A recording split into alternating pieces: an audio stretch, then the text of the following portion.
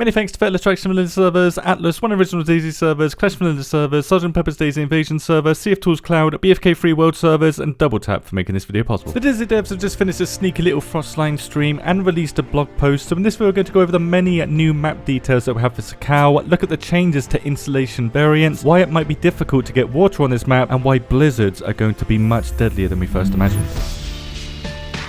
A great change coming to seasonal gear in DayZ is how spring, summer, autumn and winter variant clothing will now have different insulation values, not just different colours. So winter hunter variant gear, for example, will now increase the insulation that you have on your character because it is winter, it's designed for cold conditions, whereas summer hunter gear has lower insulation values and allows you to wear this gear in hot conditions still. With these changes comes loot changes for this gear depending on the map that you're on. So on Livonia, for example, which is supposed to be a hotter map, the spring and summer variants are going to spawn more often. On Chernarus, autumn is going to spawn more often, and the winter variants will spawn more often on the yet to be released Sakhal. We got some footage of Sakhal while wearing the full winter gear. This is from the developers. They were in light blue temperature during the day while not wet. So Sakhal looks like it's going to be a really cold map in which we'll probably be forced to make fires to stay alive, especially as we'll be getting wet on this map if we travel on the ice sheets,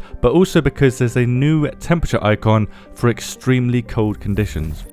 While climbing across some of these ice sheets, it started to snow, which quickly turned into a full-on blizzard within around 10 minutes. So it's clear skies and then full-on blizzard in around 10 minutes. This blizzard, when the devs got out of the water, made the temperature icon turn flashing blue, which looks to be a new stage of low temperature that we've not seen before. This flashing blue icon, it used to be in DayZ a long time ago, but we haven't seen it for a long time. Now, seeing as the standard dark blue temperature icon still drains your health in this patch, as tested on Chernarus, it may mean that this new flashing blue icon drains your health significantly more, and we will be forced to hide from these snowstorms, which FYI has thunder.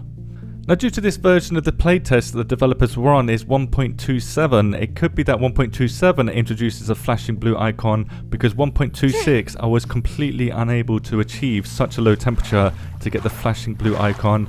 Blue is the lowest that we can currently get in the game. We'll just have to wait and see what this flashing blue icon does, but it looks like at the very least it would drain health.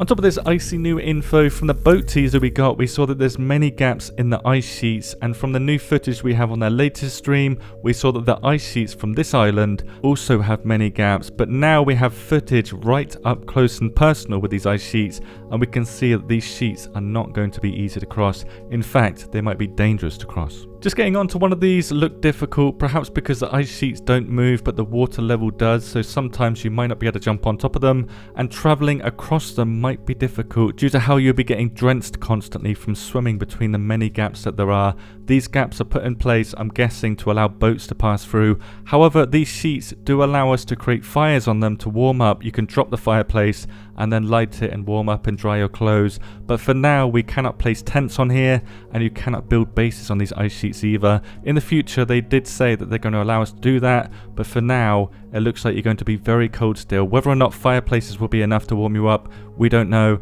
If they're not, then travelling across these ice sheets might be quite dangerous. Including these sheets, the map size is now 105 kilometers squared, up from 83 kilometers squared, which is the map size of Tanoa. But if you include how boats allow us to technically get everywhere on the water, you could say that this is the same size as Chernarus, but the cool stuff and the loot will only be within 83 square kilometers, the landmass, which is 100 less than the landmass of Chernarus. On the landmass of Sakhal then, we have a confirmed max player count of 45 players, which means official servers will have 45 as a maximum instead of 60 as a cap, with Chernarus having 60 players to 180 square kilometers of landmass, or one person every 3 square kilometers per full server. Sakhal, on the other hand, has one person every 2 square kilometers and a lot more choke points. So as a rough guess, I would say that you're going to meet players twice as often on Sakhal compared to Chernarus, if the layout of Sakhal remains roughly the same as Tanoa, which we also got some confirmation of that it will be the case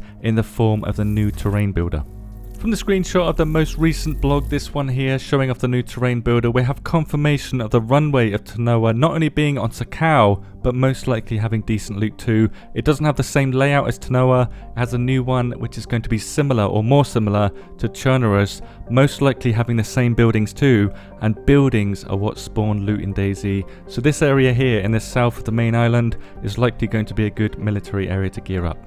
This new tool will allow modders to search for items to build maps faster and includes a lot of optimization which will release with Frostline. Unfortunately, we still don't have an exact date for Frostline, with my guess being late October, early November this year, so probably within a couple of months.